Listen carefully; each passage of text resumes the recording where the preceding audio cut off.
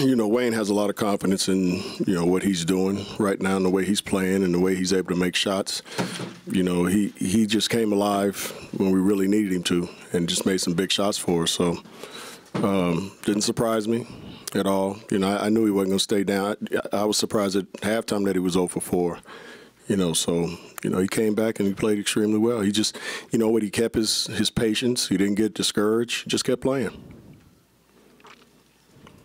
Is this the type of grit and grind victory y'all can build on that you want to become a staple for y'all?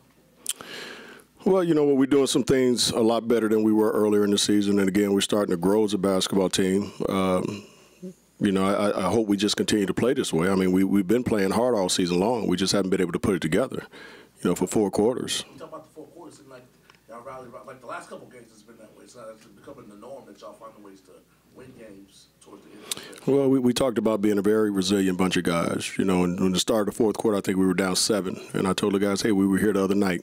So let's just come out and keep playing, keep competing. Good things will happen. And that's what we did. You got what the Staples Center crowd kind of was a throwback today. That 4th quarter kind of like how it's been in the last decade or so. I wouldn't go that far, but the crowd was lively. It was good. I mean, our fans are great, and I think they appreciate how hard this team is playing, and I think every night this team has been playing that way. But tonight, the last few games especially, playing with a lot more confidence than we have been playing with. No, my daughter told me I got to stay off of that, so I'm on punishment as far as that's concerned. You talked about Wayne's patience. Like, what have you seen that doing from just this whole season?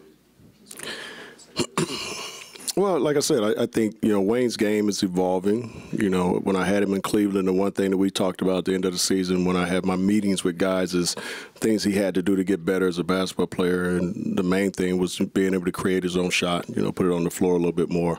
He's been doing that. He's elevated his game. And I think 4th quarter, again, he still has a lot of confidence in himself. And all we kept saying is it just takes one shooter to keep shooting, and once he hit one, it just seemed to come to life. You talked about these guys playing hard these last 26 games. Why do you think they're doing that? What's making them? Well, I think their competitive nature is one of the things. Their pride, obviously is another thing. And the fact that they got a coach that won't allow them to not do that.